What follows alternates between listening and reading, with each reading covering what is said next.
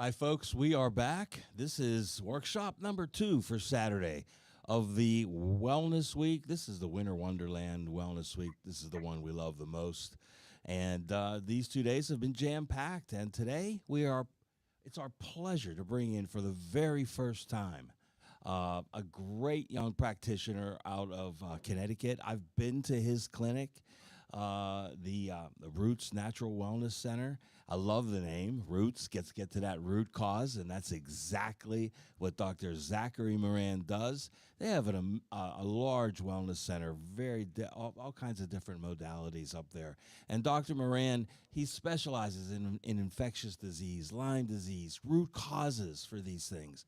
And today, he's going to share wisdom with us. He was going to be here in person, but of course, the airline industry sometimes disagrees with us. We've been seeing that more and more. But through our technology and, of course, our director, cinematographer, editor, and writer, Philly Phil, he was able to bring in Dr. Zach. He was able to bring in Dr. Moran. Yeah, he does it all. So Dr. Moran's going to be here today. He's coming up right now. He's going to talk about the effect of cortisol on our health. And that fits right in with the theme of what we've been talking about all weekend. It's that stressful time of year. And so how does that affect our immune health, our sexual health? And cortisol is a hormone. Fits right in there. So without any further ado, Dr. Zachary Moran from Connecticut. He is the medical director for Roots Medical Wellness Center. Started out as an NCAA All Ivy League athlete. And trust me, folks, he's still an athlete. I think right up there. So, Dr. Moran, great to have you. Good morning. I hope you're okay up there in Connecticut, and it's all yours. Awesome. Thank you so much. Grateful to be here. Wish I could be there in person. Last night, the airlines had different plans, and we're getting a little glimpse of it this morning. Got some snow falling, but not enough for me not be there. So next time I'll be there. But yeah, I'm happy to be here. Excited to be sharing some information about cortisol. I'm a naturopathic doctor. I'm going to jump into my slides now. Um, all right. So can you see my slides okay? Good to go. I'll assume so. Cortisol is impact on sex hormones and the immune response. So the focus here for me is I am a naturopathic doctor. I'm a father of 3, still a fitness enthusiast. Got into CrossFit for a number of years and still do it recreationally. And now full-time director of Roots. And at Roots, we really find root cause medicine our primary focus. We're a huge patient advocacy for understanding complex chronic disease. We deal with a lot of different complex chronic diseases here, which usually are in the midst of different presentations. We see lots of different presentations in that chronic disease space where infections like tick-borne diseases occur, gastrointestinal dysbiosis, which is common. We see environmental toxicities, mold toxicities, heavy metals, environmental pollutants, and how that manifests in the form of a symptom profile in a patient is with digestive imbalances, mood, regulatory imbalances, central nervous system stress responses. In general, our clinic deals with impaired immune responses largely correlated to stress and stressful things like what we just listed above. So, with some experience in acute stress response personally, with my background in athletics, which will tie into this, and then now as a clinician dealing with the immune response, hopeful and happy to speak to you to give you some education surrounding this topic. So why I'm here, I've noticed over the course of my practice that medicine really isn't sufficiently helping patients adequately. And that's really the purpose of our clinic here at Roots.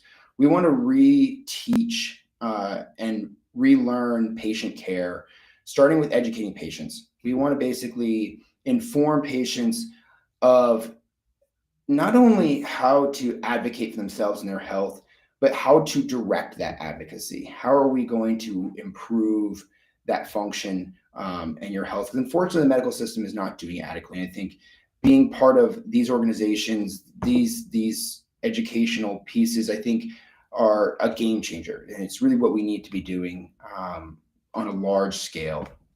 And so I'm happy to be part of this, and from a practitioner standpoint as well, right? So practitioners also be part of this cascade, understanding how the organism of biology and how we orchestrate in multiple systems, and how, and for today's purposes, how hormonally, how cortisol plays into that role. We think of cortisol as um, a balance between good and bad, friend and foe, which we're going to talk about. A lot of people know that as a stress response, but it plays into so many aspects of our overall organism and how we function. So I want to basically just tell you what I know, what I've learned. So today's summary, we're going to teach you how cortisol impacts the immune system, short term as it improves the immune response, long term as it suppresses the immune response.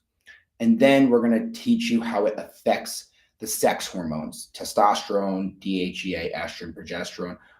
Maybe you've heard of these, maybe you haven't. They're interplaying within how you orchestrate your motivation, your energy levels, your libido, your hair growth on top of your head, right? And so many different aspects of your health.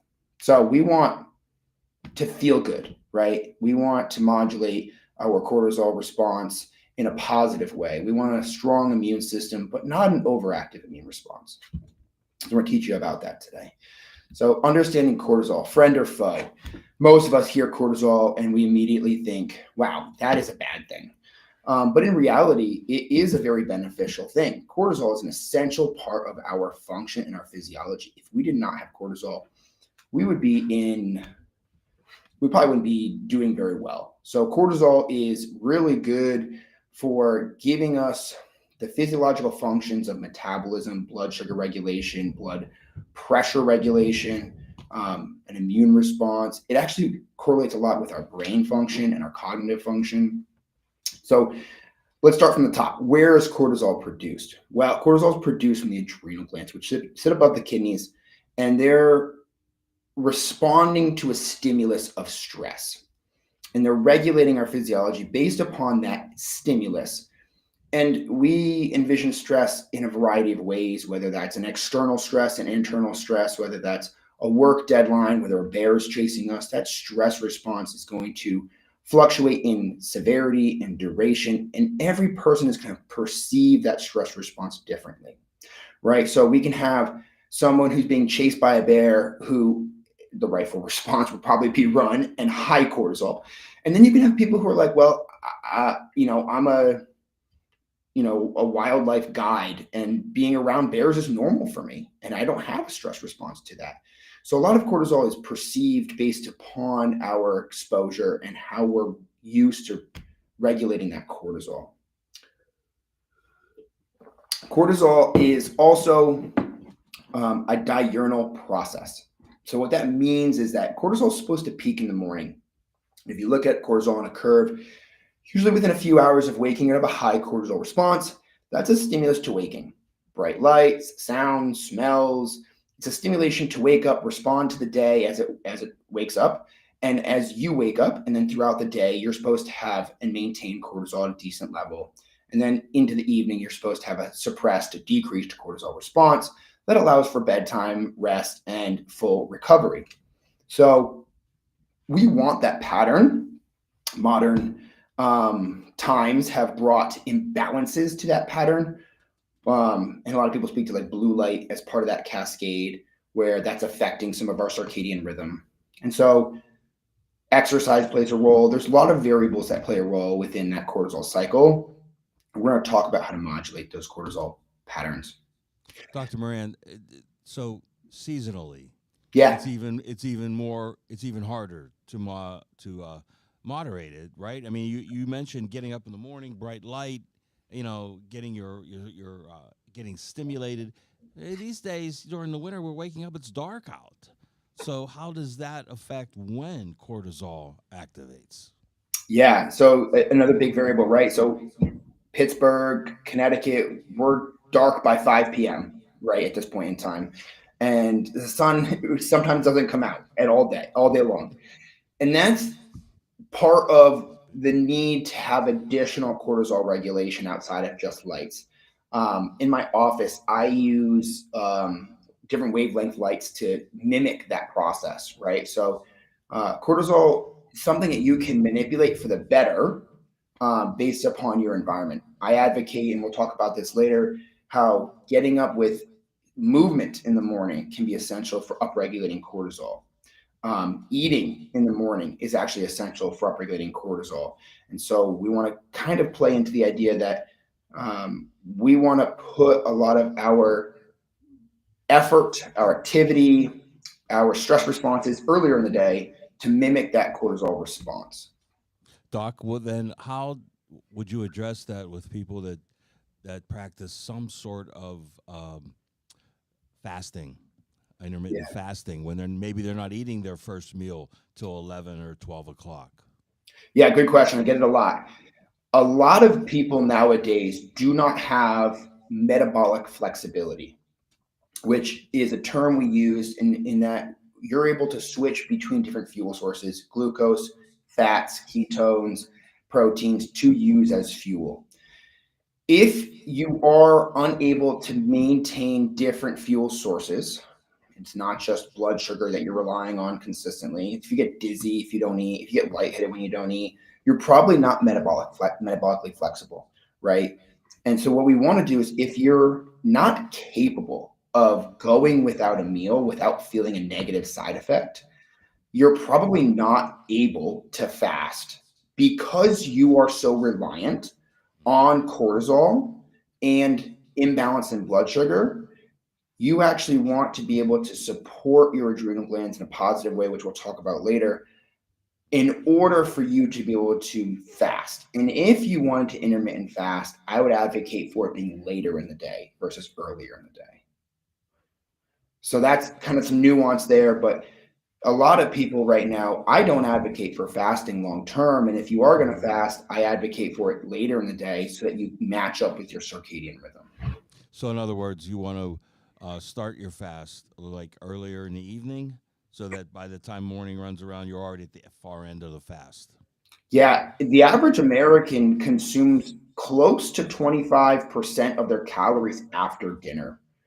And Oh, that's a huge ouch. that's a huge concern for glucose dysregulation because what are you doing after dinner? You're going to bed likely, right? So all that caloric absorption of blood sugar is going to turn into waking, and that's going to be stored, right? And so I advocate for, after 6 p.m., you go to bed at 10, you really don't need to eat much after that point in time. So if you have a 4 hour gap there, go to bed at 10, wake up at 8, you got your close to your 16-hour window already. You're Mm-hmm. what, you 12, 14 hours in at that point in time. Mm-hmm. Yeah, that's a good point. And it seems that from what I've seen and what I usually normally do, that 16 hour, 14 to 16 hours seems to be the sweet spot. It's more than sufficient in Yeah. most cases. Okay. Yeah. And that's going to help, again, regulate the blood sugar component Mm-hmm. of the cortisol. But I love what you said about if you have an adverse effect from it, then that your body's telling you don't do this, right? Yeah, and in my patient population, I actually almost no one gets fasting protocols Mm, because of their chronic inflammatory state. Their body's in a chronic cortisol upregulation, and their adrenal glands are already so stressed that they can't handle the fasting. okay. So I actually advocate where if you want to fast 2 3 hours before bed, don't eat in the morning. You pretty much want to eat within a few hours. Okay. Thanks for clarifying that. Absolutely. All right. So, friend, let's talk briefly about biochemistry, which is something that glazed over my mind in high school and I had to get back into as a clinician. But here is a basic, right? diagram of how cholesterol makes cortisol. So, this is why I always speak to cortisol being such an essential component of health. Cholesterol gets demonized, just like cortisol gets demonized. They're essential components of health. Cholesterol makes all your sex hormones. This ties into why cortisol plays into your libido and all of your fertility. If you look at the bottom of this diagram, you see testosterone, you see estradiol, which is estrogen, and you see the regulatory components of progesterone, aldosterone. All the hormones are made, and you also see cortisol on the far right.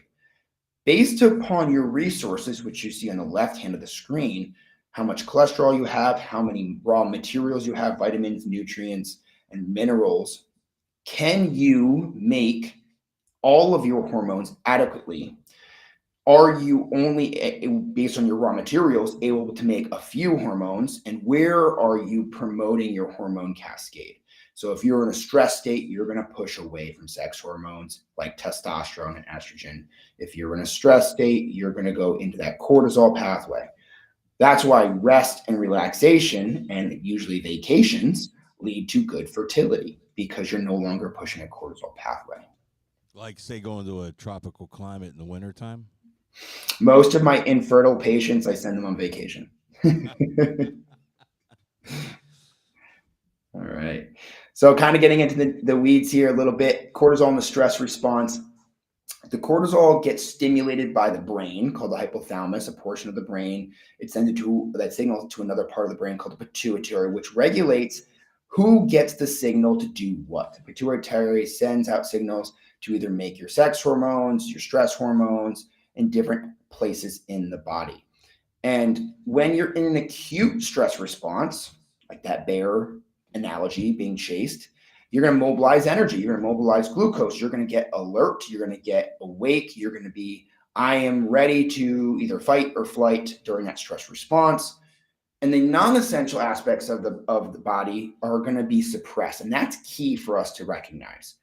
So that when in chronic stress states, you're still going to have the same cascade of increased energy production and alertness, but you're going to chronically suppress the non-essential functions of health, right? So that would be things like digestion, right? If you're running from a bear, I'm not worried about digesting, right? Or if I'm chronically being stressed, do I need to be sleeping? No, I need to be alert and awake. So if I'm waking a ton, maybe it's that cortisol upregulating more than it should be.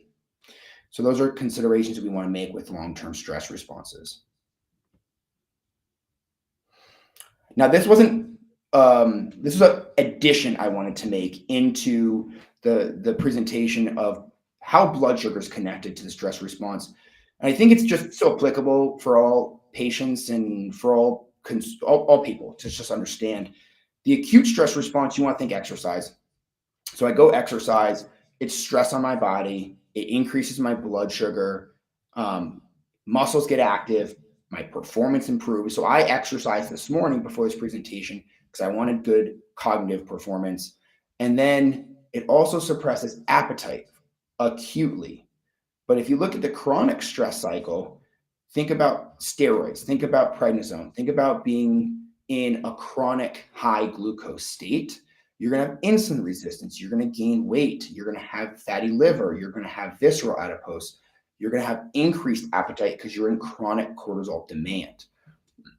So if you're trying to modulate weight and say lose or gain weight, exercise can be a tool, whether you're fasting and exercise or whether you're eating with exercise, because you're going to mobilize glucose pending what you're ingesting or what you're being mobilized from a glycogen storage standpoint. So kind of just an interesting piece here. I see a lot of patients who come to me with low-grade pre-diabetic numbers. I can't lose weight. I'm exercising. I'm sleeping. I'm trying to eat right, but I can't lose weight. Well, what's your stress level like? Are you always producing glucose all day long because your stress is high? But you need to be running 24/7 if you're always making glucose to burn it off. Otherwise, you're going to store it, not to mention the inflammatory cascade associated to that. So that's a topic that I bring up with patients a lot. All right, let's talk to the immune system. So the immune system is a big component of what I do, because I see a lot of chronic infections, a lot of patients with autoimmune diseases, and immune dysregulated states. Cortisol has both immunosuppressive and immunoenhancing actions.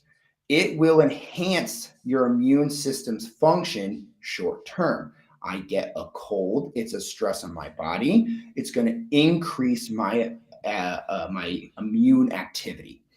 Long term, it's going to suppress my immune system and increase my susceptibility to infection. So it's got a dual response based upon how long your cortisol is being triggered by. All right, so here we go, acute and chronic stress response. The acute stress response, you think you're common cold. You increase stress from the infection, your immune system gets active, you increase inflammation, and they respond to clearing infections more effectively. So I kind of bring up the other idea of like a cold plunge, which everyone talks about nowadays as a biohacking tool, which can be very effective if you can tolerate it. It will create a better immune system and increase tolerance. So if your mom always said, don't go outside when it's cold out without a jacket. That being said, is if you spend all day outside without a jacket and you experience chronic cold, it can be immunosuppressive, right? Versus an acute stress response, a cold plunge, 5 minutes, 3 minutes, 2 minutes, whatever that may be, can actually increase your cortisol and your immune system's response to mitigate your infections. Hey Doc, what about the opposite? What about heat? What about infrared saunas? Would they Yeah. fall under acute or under It, chronic? Good question. Yeah, so it's going to be individually perceived. So depending how tolerant you are of the heat, how hot it is, and how long you stay in there, you're going to have either a beneficial effect or a negative effect, right? So if I leave you in that sauna for 3 hours, how are you going to feel? Pretty drained, pretty miserable, right? If you survive that long. So you're going to have a depressed immune response depending upon your perception. Now, you look at guys like Wim Hof, who did a marathon in socks and shorts in the Arctic for what, 4 hours running around. He's an alien. There is no way that guy's human.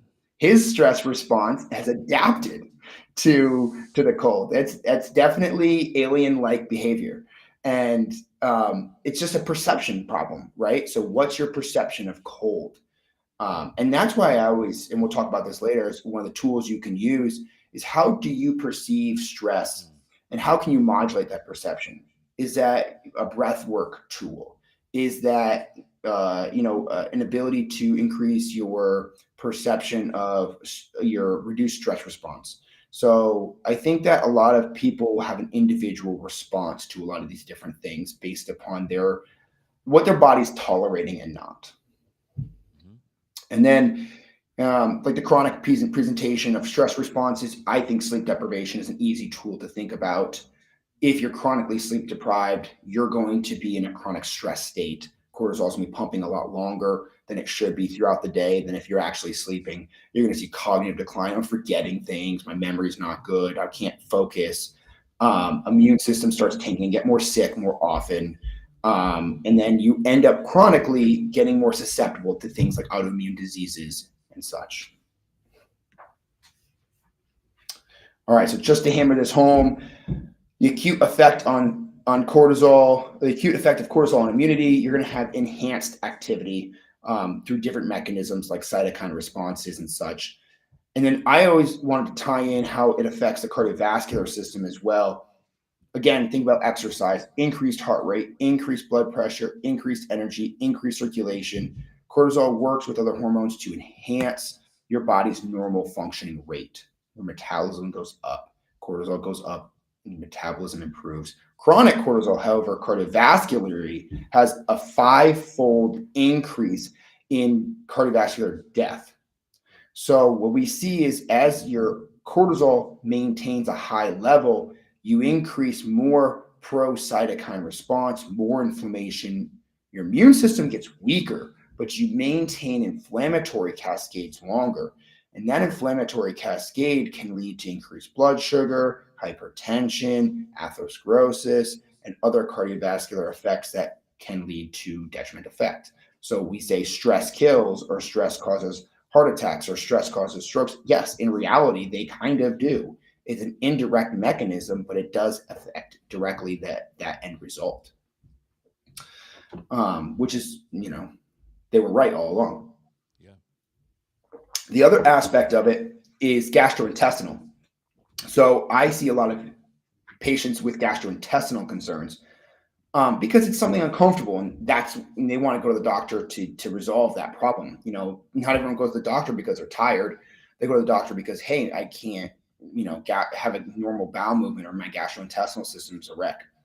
And we see this often being a huge problem as a result of chronic stress. We briefly talked about that autonomic response, stress levels being, driving you into that fight or flight state. The opposite to that is a rest and digest state, right? So the digest piece is only happening when you're in a rested state. And when you're not digesting and you're not mobilizing and you're not processing food, it sits, becomes stagnant, ferments, and can create dysbiosis, which is microbial abnormality and growth in the intestines. That's going to lead to things like IBS, Crohn's, colitis, and just general gastrointestinal symptoms. And so when I work with patients to modulate that, one of my primary concerns is hormonally, is your cortisol coming down while you're eating so that you can digest your food appropriately? Because I see patients all the time with diagnoses of like SIBO and IBS and, conditions where there's microbial disturbances. And I ask, well, how many times have you been on a treatment course for the same problem? And some patients like, yeah, I take Xifaxan, which is an antibiotic for SIBO, twice a year. And you've been doing it for 3, 4 years now. And I'm like, well, when you want to try something different, like, it's not working because it's not modulating the actual root cause, which is the gastrointestinal system mobilizing, digesting appropriately. The treatment is effective temporarily, but it's not fixing the root cause because your cortisol is not being addressed. Doc, what do you think about, you had mentioned, irregular bowel movements, I mean, constipation. The number one selling over the counter drug is by far laxatives. What are you seeing a lot of this? Are you and what's your how are you addressing it? Yeah, so I guess, I mean, omeprazole, proton pump inhibitors, Tums, laxatives, they're all barking up the same tree, and they're trying to, override a bigger problem, right? So the lactis effect is that they're trying to get your gastrointestinal system to mobilize, to move things down the track. It's called, Mm-hmm. having some type of peristalsis. And then a lot of people are having gastric acid problems resulting in reflux, not as a result of hyperproduction of acid, but actually a result of underproduction of acid. And they take proton pump inhibitors to help suppress all of the acids so they get a symptom relief. But long term, there's huge side effects associated with both of those therapies. And they're management tools, and they're not fixing the root cause. Why are you not digesting? Why are you not mobilizing your food? And why are you growing microbial cascades in a high level? Proton pump inhibitors actually suppress your acid so much that you open the door to any type of pathogen coming in to the gastrointestinal system. So you think parasitic, you think bacteria, all of those cascades will manifest and increase with long-term use of proton pump inhibitors. So when I work with patients, my first step is we actually have to, a lot of the times, increase stomach acid, increase motility in more effective ways than just a laxative, because that's not effectively moving anything, correctly. Mm-hmm. And then we have to teach you how to digest again. We have to teach your immune system, your gastrointestinal system, to regulate a little bit more effectively in order to keep your digestive system happy and healthy. Um, all right, so we talked about the dual role of inflammation and the immune response. Cortisol can really help increase your immune system and create an anti-inflammatory role. Long term, it can lead to persistent inflammation, and actually, long term, it can actually cause pro-inflammatory effects. Again, we talk about this clinically. I always use kind of steroids because people understand prednisone relatively well, in that glucocorticoids or steroids mimic cortisol. It's actually, we learned about steroids is we understood cortisol and we said, oh, well, if we make a drug that mimics cortisol and dose it super high, it will suppress our immune system for a short period of time and turn off inflammation enough that we can have a symptom improvement. So I see patients all the time with a colitis or some other major autoimmune disease, and they're in a flare and their symptoms are really severe and they're taking prednisone and they're improving with a clinical profile, but it's not a long-term solution. And we actually need to help modulate the immune system, because the immune system is trying to say we need to get rid of something inside of our gastrointestinal system, for instance, or a Lyme disease. And that's why the immune system's flaring. It doesn't like something that's going on that we need to get rid of. Um, Prednisone helps the symptom profile, but doesn't really resolve the problem. It actually kind of prolongs the problem. And so if you look, prolonged glucocorticoids can actually increase infections, and they have also the side effect profile of metabolic issues, which we talked about with blood sugar, right? So long-term cortisol or long-term steroids in high doses can actually create metabolic issues like increased weight gain. People understand that.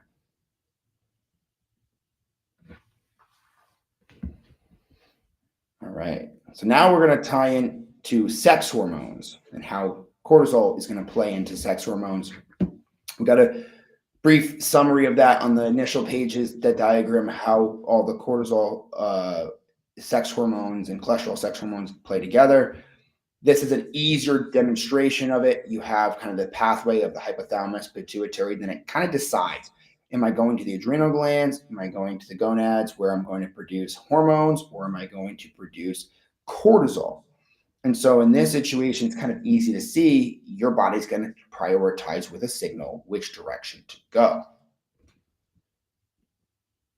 And so this is largely popularized in two models and two theories: the pregnenolone steal, which is the initial hormone that makes either progesterone and cortisol, or it makes your sex hormones like testosterone and estrogen.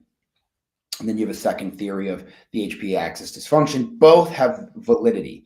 And so pregnenolone steal, pregnenolone is going to be in both intracellular, inside the cells of the adrenals and the gonads. And so what happens is it's based upon how many raw materials you have. Do I have enough minerals? Do I have enough B vitamins? Do I have enough vitamin D? Do I have enough resources for pregnenolone to be made in high enough values in the adrenals or the gonads? My raw materials are low, and most Americans have at least one, if not many, nutrient deficiencies, which are correlated to this hormonal imbalance. You're not going to be able to make sufficient pregnenolone for both systems to operate. And so the idea is that you're stealing pregnenolone, or you're prioritizing the pregnenolone in the adrenals to make cortisol, because you're in a chronic stressed state. And therefore, you're going to have lower pregnenolone in the gonads to make testosterone and estrogen. And so that's a pregnenolone steal. I'm taking it because I'm prioritizing non-essential functions of the body like fertility and libido, and I'm prioritizing the bear that's chasing me, right? Whereas the HPA axis dysfunction is the same idea coming from a new perspective.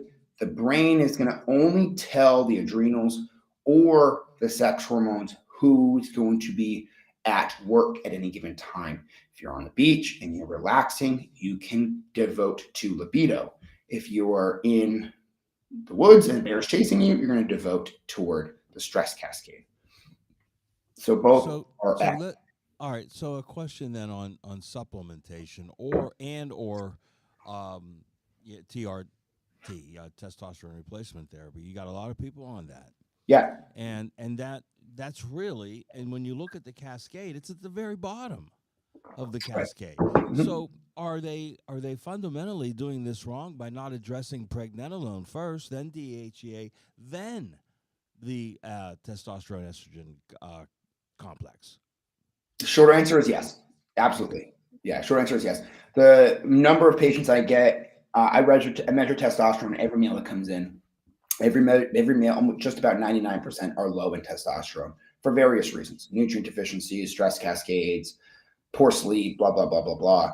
And all of them ask, "Can I just get on TRT?" I'm like, "Yes, you can, but you'll likely be on it for a very long time, if not forever. Yeah, It will affect your fertility, and you're never solving the root cause as to why your testosterone is low." there it is. Exactly. So that's what I always advocate and said, you can do TRT if we can monitor you safely. You don't mind injecting yourself once or twice a week, definitely, then you can do that. But you also have to consider why. What's the cause? Why is your testosterone low? Naturally, you shouldn't be. So you're probably missing something more important. Yeah. So when I treat people for low TRT or low testosterone, I don't use TRT very often at all or advocate for it.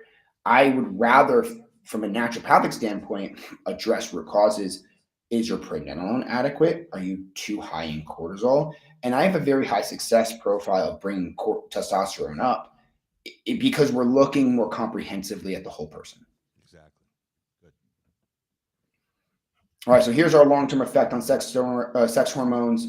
It will interfere with non-essential functioning, depressing your sex hormones like testosterone, estrogen, progesterone, reducing libido, causing irregular menstrual cycles, infertility, weight gain, fatigue, mood changes, and such. All right. So from a clinical standpoint, we can measure testosterone, or I'm sorry, cortisol in a variety of ways. We measure testosterone in a lot of ways too. Blood is an easy metric that I use all the time because I can run it routinely and just see on a track record if we're improving. There is some inaccuracy in regards to, if the blood draw is really stressful for you that day, you might be high in cortisol. But in general, it's inexpensive, easy to do. You want to do it in the morning to see your peak timing of your cortisol. How high am I getting? Am I getting adequate levels? You can do saliva, and that's a 4 point mapping. You can see your curve throughout the day, doing morning, midday, evening, and nighttime, and see if your saliva is showing high or moderate levels of cortisol throughout the day. Usually that's out of pocket, but it's really worth probably doing if you're in adrenal fatigue. And then I use questions. I say, how's your energy when you wake up? Do you feel refreshed? Right? Rarely do I hear that. And then how's your stamina through the day? Are you maintaining good energy throughout the day? Are you sleeping well? Are you waking a lot? Is your cortisol spiking and keeping you awake? And how's your libido? Is your libido good? Right? That means you're making hormones outside of cortisol. And I oftentimes have recently started using wearables like a Whoop strap or an Aura ring to give people a tangible understanding of where they sit in this cascade. So I don't like them long term, but using for a week or two, you can do a Whoop strap or whatnot and tell you, is your cortisol levels high enough? And you can kind of see that through an HRV and a few other metrics where you're seeing too much output and not enough input, too much work, not enough rest. And you can see that from kind of a very uh, even intangible way. Like your Whoop strap's not going to measure how much work demand you have or how many kids are yelling at you during the day or whatever that may be from your stress response, but it's going to measure your perception of stress from a heart rate standpoint. And it's going to say, well, you're chronically experiencing a perception of stress way more than you're not when you're resting and recovering. And so you can kind of get a gauge of whether or not your cortisol is overburdening your normal hormone levels. All right. So regulating cortisol for optimal immune and hormone function. So this is kind of the therapies I use in order to modulate and improve your adrenal function and your cortisol. Number one thing I think for adrenal function, probably all agree on, is sleep regulation. If you're able to get consistent, high quality sleep, same time bed, same time waking, routinely without too many interruptions, that's probably the number one intervention for adrenal health. Nutrition, we talked about the raw materials needed to make your adrenal hormones. You need to eat lots of protein, you need a lot of nutrient dense foods, The simple carbohydrates are going to increase glucose, increase stress, increase inflammation. Those aren't going to be effective or helpful for you. And again, we talked about this a little bit briefly. I actually push most people to eat a lot of their calories before noon. I want to front load the day so you can burn calories throughout the day instead of relying on, oh, I haven't eaten until 2 o'clock. Now I'm trying to, put all those calories in. And that's really just not effective for your energy output. That's the old adage of eat breakfast like a king, lunch like a prince, and dinner like a pauper, right? Got it. Been doing it for centuries. We just decided that it's inconvenient nowadays. Hydration's huge. I think a lot of people underemphasize hydration from a mineral standpoint. I think everyone knows we should be drinking water. Sure, been drinking water this whole time, but we don't get enough solutes and minerals and electrolytes in our food, and so we actually need to be supplementing those more routinely. We're also over consuming alcohol and caffeine, which further depletes us of hydration, especially those minerals. And the alcohol and the caffeine most of the caffeine is going to be stimulating. That caffeine, I'm not opposed to caffeine by any means, but you have to be able to tolerate the caffeine. And what I mean by that is when you wake up and you don't feel refreshed, what do? You go get a cup of coffee, right? What that means is that your adrenals did not make cortisol adequately for you to be refreshed. So you're relying on caffeine to stimulate your adrenals, basically wringing them out. What do you got left in there? You got any cortisol left in there for me to use throughout the day? And the more caffeine you put in, you realize there's like less of an effect, right? So it's like you're 3 cups in, the fourth cup's really not making much of a difference at this point in time. And that's really because your caffeine is kind of pushing on those adrenals to really try and work harder, whereas they probably need more raw materials and resources to actually keep up with your adrenal and stress response. Does that make sense? Hey, Doc, let me ask you a question. I've heard this theory a couple of times now. Do you think people are actually over hydrating with water and they are depleting their minerals in that respect and their electrolytes? I would not say no. I would say no. Overhydrating, no. I would say underdosing minerals, yes. Okay. Unless there's a diuretic agent involved, I would say no to overconsumption of water, unless you're really just intentional about it and you're drinking gallons a day. But recent studies are showing that mineral levels are at 1/100th to 1/300th in their food of what they used to be. Yes, that's correct. So that level of depletion means that you can't really overdo salt or electrolytes anymore. Like as long as you have good kidney function, I tell people to put multiple teaspoons of salt in their diet every day, including electrolytes. And it's probably the number one intervention I see change the dial for patient symptom profiles. Just hydrating their system back. I actually add Himalayan pink salt to my espresso in the morning. So you're compensating. Nice job. And then another metric I use is exercise. And I actually instruct patients based upon their adrenal health, how to exercise. Variety is great for exercise, of course, but based upon how well your adrenals are functioning, in the morning, I like to bring up the stimulus with increased intensity if you've got good adrenal function. So HIIT training, intensity training, Orange Theory, CrossFit, those style things to help increase adrenal function. If you have adrenal output, if you have good adrenal function. And if you don't want to stress your system more. If you're already fatigued going into it, you probably don't want to push yourself. You actually want to stick to resistance training at a moderate intensity. You still want to exercise and wake your system up, circulate, but you don't want to stress your central nervous system more. In the evening, I like the steady state cardio like walking or bike riding. And then if you want yoga as well for stress management and stretching mobility, it's a great tool. Additional considerations you can make, which I use on my patients because their adrenals are so far gone, the breath work piece. I find that breathing, diaphragmatic regulation affects the vagal tone, which is your parasympathetic response. So if you can breathe just 3 minutes, I usually use meals because you want to have good parasympathetic response before meals for rest and digest. And it's an easy time to remember. Breathe for a few minutes before you eat. That'll help. Deep breathe, diaphragmatic breathe, box breathing, whatever it may be to help downregulate your system because that'll happen throughout the day. You won't increase your cortisol. Sunlight, grounding can be helpful. We talked about the ice baths and the saunas briefly. They're great. They're very effective. They're huge supports. We've been doing them for centuries, in different capacities. And they're going to be good for almost everyone, pending their tolerance level. So if I have an 89-year-old woman who is not in the best of health, I'm not going to put her in a 200 plus degree sauna for a long period of time. I might say, maybe getting your body warmed up for a period of time is a good idea in some capacity. That's why I like the infrared, because you don't have to go that high in temperature.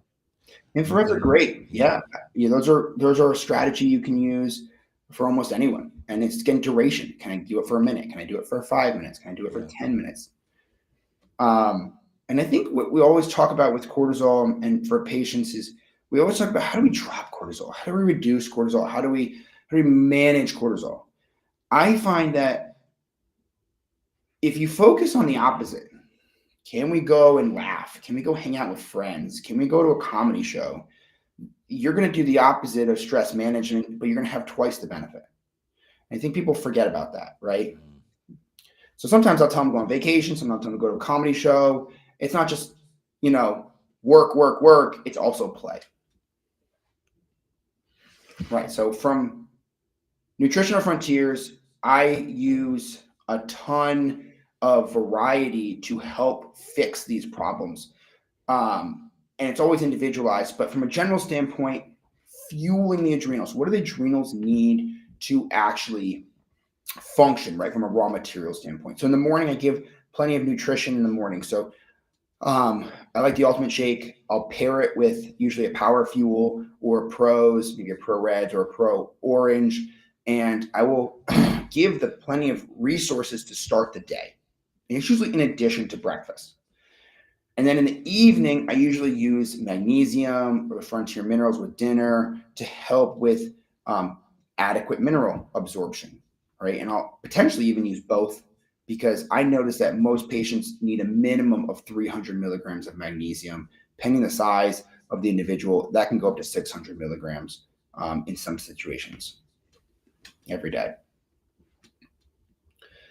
I use the Adrenal Glandular Plus. That helps in the morning when your cortisol is super low and you can't make enough.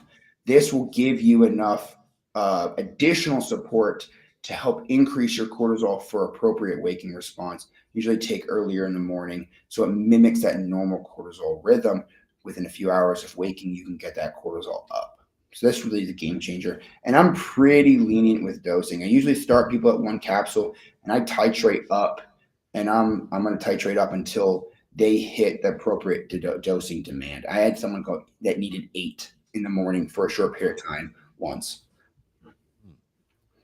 Adrenamax and the adrenal tincture I will use either in combination or independently, both similarly to modulate cortisol. So if you're getting highs and lows, if you can't maintain adequate cortisol responses throughout the day, or if your cortisol is even getting too high, to bring it back down, we'll use some other things in addition to, but this helps to keep you balanced.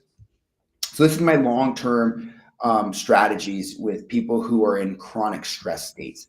You're thinking about like moms who are dealing with a bunch of young kids, CEOs who work all the time, people who are just they have cortisol all over and they can't get out of it.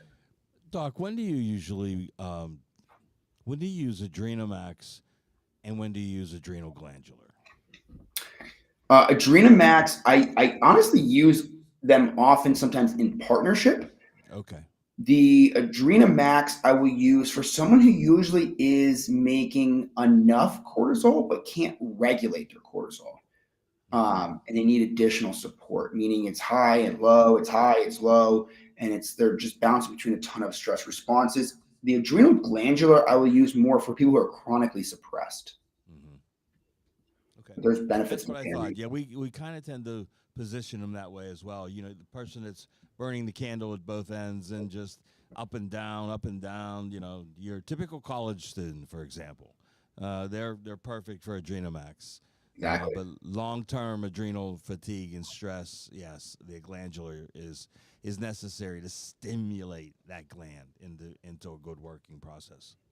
Yeah, and to compensate for your lack of output. So, like for instance, you've been in adrenal fatigue for so long, you don't have the raw materials or the stimulus to make enough adrenal. You need to build up those nutritional resources again, and then in addition, supply some glandular to help overcome that deficiency. Usually, the adrenal glandular is maybe a month or two. I'll put them on there just to get them back to normal levels, maybe 3 months if they're really depleted. And then at that point in time, hopefully, if we've done our due diligence, they're back to Adrenamax to help balance them now that they've Okay, replenished.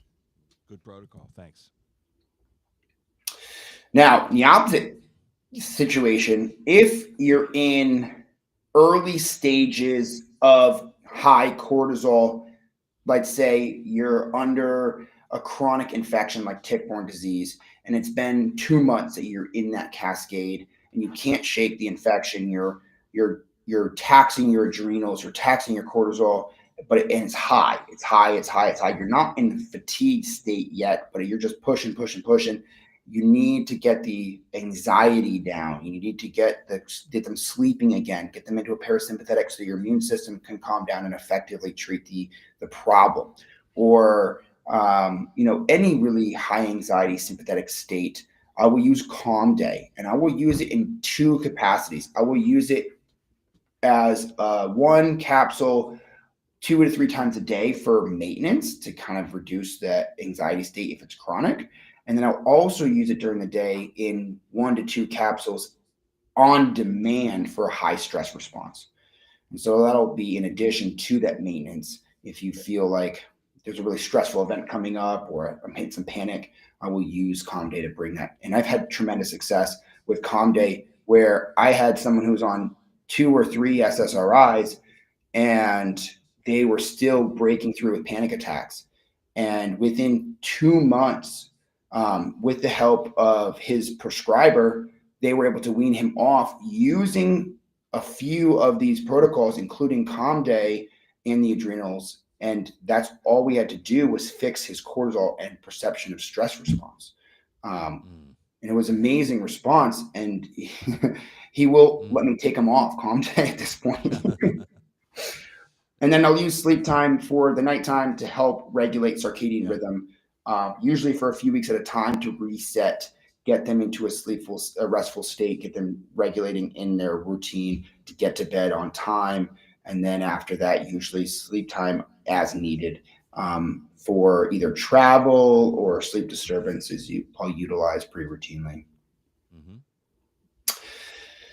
Now, when you're really depleted, so cortisol, what happens is you steal right all of your hormones for cortisol, and cortisol burns through all of the extra resources. Your pregnenolone will start dropping, and I'll see chronic disease patients where their pregnenolone's usually like 150 on a good day, will climb down to like the 20-30 range, and I'm like, whoa, you've got nothing to run off of. And so I will give them pregnenolone for a number of months until that number comes back up. Usually take with food near bedtime, but pregnenolone I use pretty routinely to help replenish the empty gas tank so that they can make their hormones effectively. The Mm. key here, though, is that you don't want to just do pregnenolone for adrenal and sex hormone depletion, because if you're still in that sympathetic state, if I give you pregnenolone, you're just going to dump it all into cortisol, and then they end up with high anxiety. So what I need to do is make sure that you have Calm Day on board, or that your stress response is modulated enough that you're not going to dump that pregnenolone just into stress, but it'll also go to sex hormones. Now, in additional considerations, the immune support. We'll use immune boost for acute stress responses. So if you need, if you have the start of infection, you're anticipating flying like I was, I took some immune boost to be ready for exposures. Um, I will take, somewhere between 5 to 10 capsules over the course of a day, if not more, for infections that are short term. And then I'll use the immune glandular in partnership sometimes with the immune boost to help with chronic immune depleted states. So I'm trying to upregulate the immune system from a chronic depletion or an autoimmune disease cascade, where the body's just too run down to have an appropriate immune response. So that'll be a long-term treatment course. Right. And then again, we talked about blood glucose being a portion of the cascade here. Nutraglutide has been very effective for helping to modulate how much glucose is circulating in response to stress and cortisol upregulation. So cortisol producing blood sugar and glucose. If you're going to gain weight pretty regularly, when if that's the cascade, I'll use nutraglutide to knock that down to help with patients' weight management and glucose management. All right, takeaways. We talked about this. The cortisol effect on immunity. Acutely, you will have increased immune response. Chronically, you're going to have a decreased immune response. Oops, skip the page. Sex hormones. So cortisol's effect on sex hormones, you're going to have increased cortisol will either have no effect, or sometimes you'll actually increase some of your sex hormones for a short period of time because you're stimulating the body to overproduce sex hormones. Pregnenolone gets a lot of attention. Over time, you then go from no effect on testosterone to a decreased effect on all of your sex hormones over time into the chronic cascade. And even over time, cortisol will slowly even decline when you don't have enough raw materials to make it. So summary, and this is something that I kind of want to hammer, kind of just review and talk about, is that people always account for external stress responses. They account for, my work demands. They account for the sleep deprivation, but they don't always account for internal stress responses. And that's inflammation. That's what we're consuming. That's our perception of stress. That's our infections and toxins and such. And that's where I have a lot of success as a clinician, is patients need to understand what's going on internally and externally. And that will yield better cortisol management for better immune responses and sex hormone production. I would think that inflammation is a whole other presentation on cortisol, isn't it? Oh, yeah. Yeah. Great. Hey, great job, Doc. This was awesome. Very informative. Your first time with us, and based on this, I'm sure we're going to have you back. Awesome. But I'm going to see you next week in Hartford, Connecticut. Next Thursday, that's right. VIP dinner in Connecticut. Say hi to Jamie. Doc, how we doing? Good. How are you? Great to see you, man. Appreciate you joining us via Zoom, and sorry you can't be here live, but we appreciate all the support. Absolutely. Yeah, next time. All right, thanks, buddy. Thanks, Doc. Up next. Oh, the crowd's going wild. Up next, we have an exclusive interview with Jamie Dorley and our own Dr. Molly Patch coming up in a few minutes.